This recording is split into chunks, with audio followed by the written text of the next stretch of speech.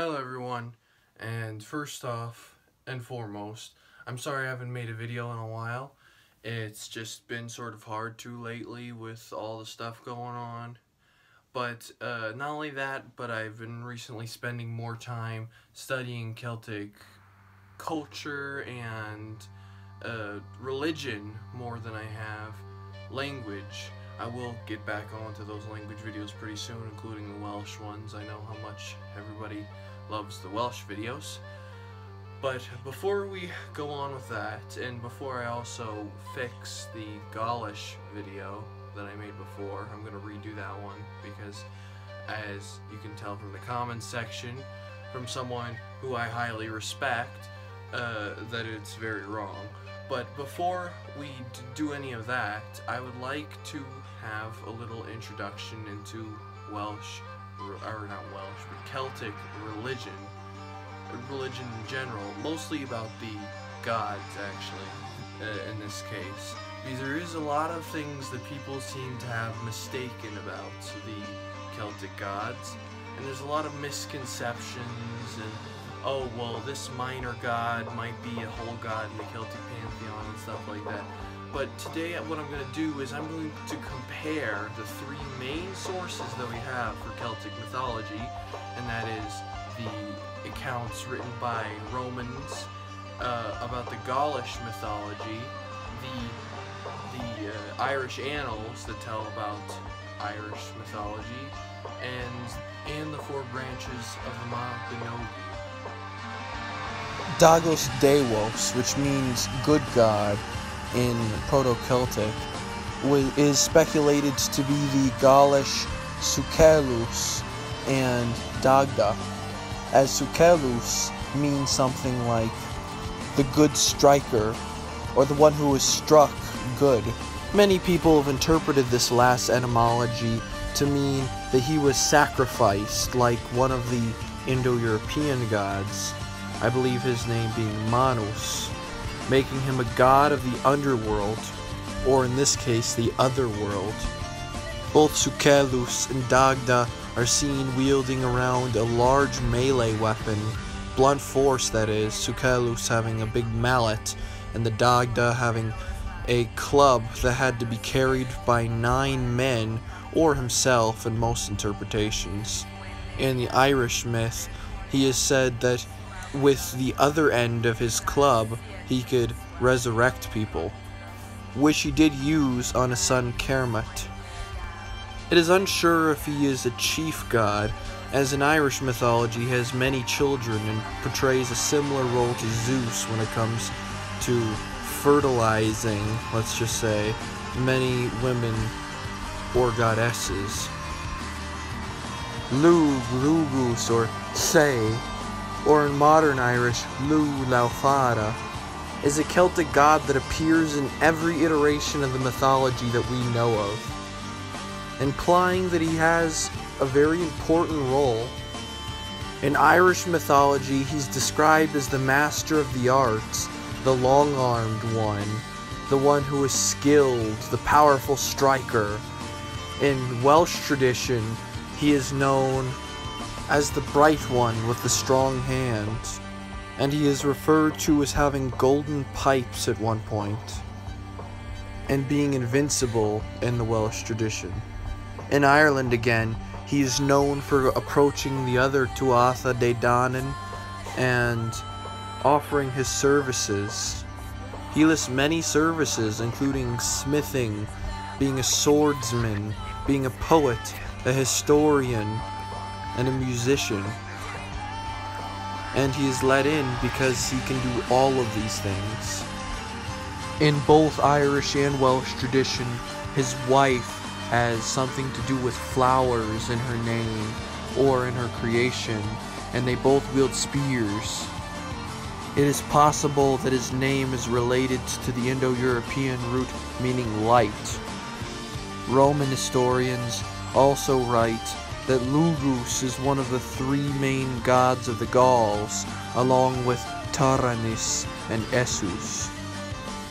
Nodens, Nuada, or Nith, later known as Llydd in Welsh mythology, was a very important god as well, being known as the first king of the Tuatha De Danann, and having many sites for him to be worshipped in Roman Britain.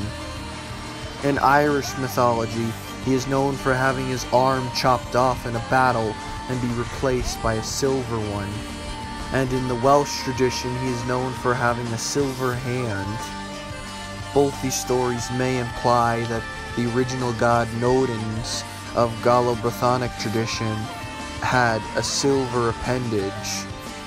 In Romano-British Britain, he may be associated with the sea and Poseidon, as there is many tridents found at his shrines, as well as him being connected to Irish Nechtun, possibly, which may in turn come from an Indo-European god of the waters. J.R.R. Tolkien, most famous for writing The Hobbit and Lord of the Rings, suggested that his name comes from a similar Indo-European root to a Germanic one meaning to hunt or to fish, which is further supported by the fact that statues, miniature statues of dogs have been found at his shrines of worship, as well as the association with Poseidon, as fishing has to do with the sea, of course. Cernunnos is a Gaulish god often associated with nature and the natural order by Wiccans and neo-pagans. However, his role is truly unknown and has been widely discussed by professionals and Celtists, which is a real thing. Some of the most popular theories besides his role in nature, or being a god of nature and animals, is possibly being a god of the underworld due to the snake he holds in one hand and the torque in the other, or for that very same reason he could be a god of merchants and travelers. The reason for this is in some statues and depictions of him, ones that usually have fawn ears or hooves instead of antlers, he usually has a bag of gold sitting in his lap, and the snake may be wrapped around him like a belt at times. Others, or even the very same people that believe in these other theories, also believe that he's a god of opposites, for in one hand he holds a man-made thing, either a torque or a bag of gold, and in the other he carries a thing of nature, a snake, and he himself is partially from the world of man and the world of nature, having features from a deer and other features from a man. Some believe his pose is because he's doing a form of yoga of some kind amongst the Celts, or, in other theories, he simply is sitting down because the artist that made the Gundestrup cauldron, which was most likely a Dacian or Thracian, simply wanted to fit him on the panel completely, so he made him sitting.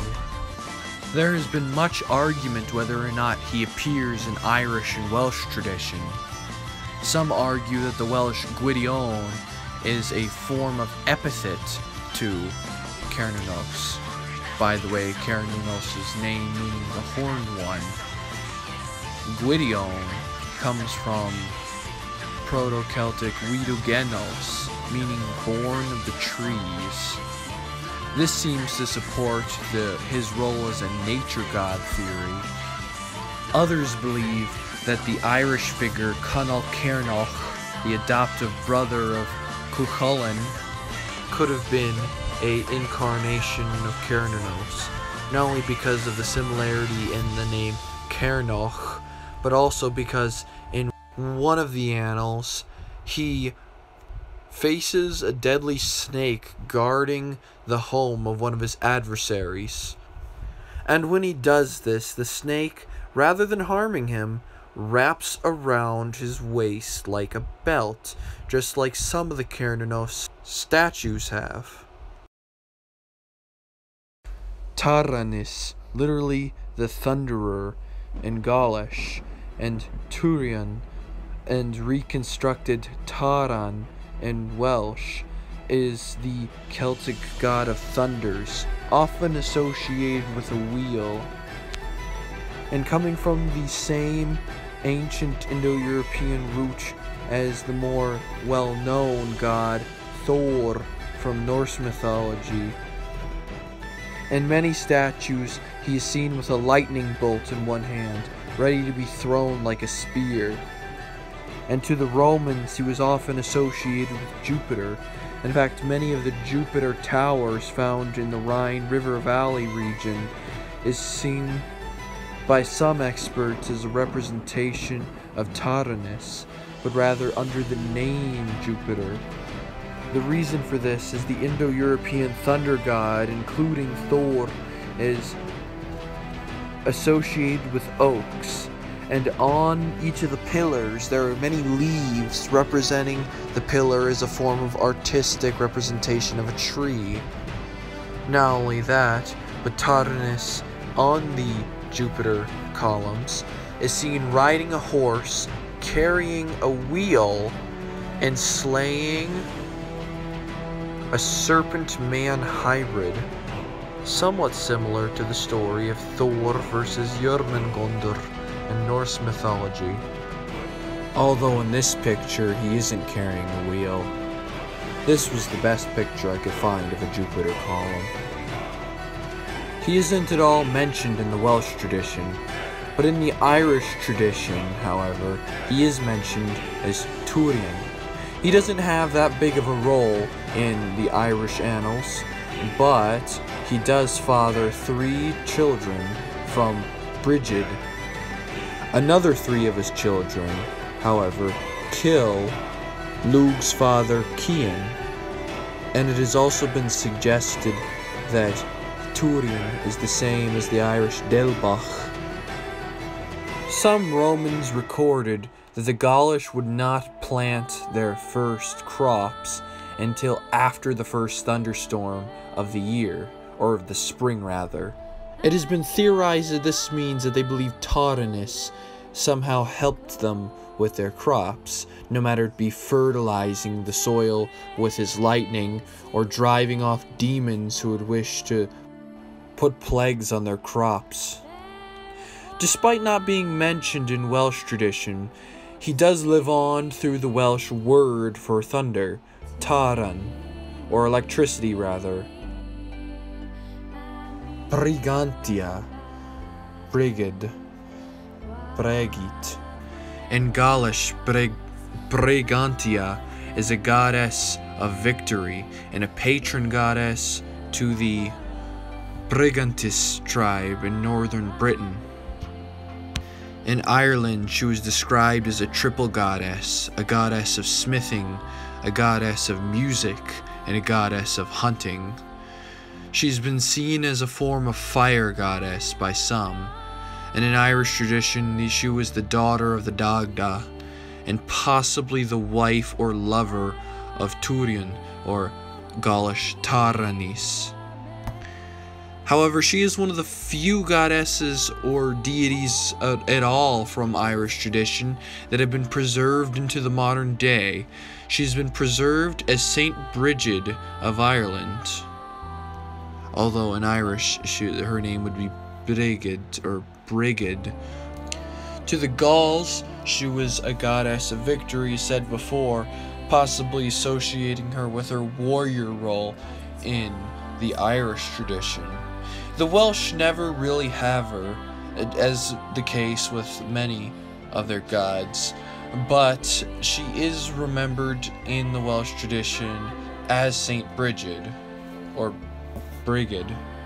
Her name comes from Proto-Celtic meaning the High One, suggesting that she was a goddess of the dawn, like Hestia or Vesta. I will soon have a video about the other gods and goddesses of Celtic mythology, but these ones I felt were the most prominent, so I did them in this one. Sorry that it took such a long time, yet again, for this video to come out, but I am currently working on a script for a very long video, maybe an hour or more, that's going to be a quick overview, or not so quick overview, of the entirety of Celtic history and what it is to be a Celt. Who are the Celts? What's their languages? What's their history? What's their religion? What's their culture? What's their architecture? What's their interactions with the other peoples of northwestern Europe, or Europe in general, or maybe even northern Africa when it comes to the Carthaginians and the Iberians. Either way, see you all next time, and Celt of Canaan, out. Also, real quickly, who else is excited for the new Spyro game coming out in September? I sure am. See you all next time.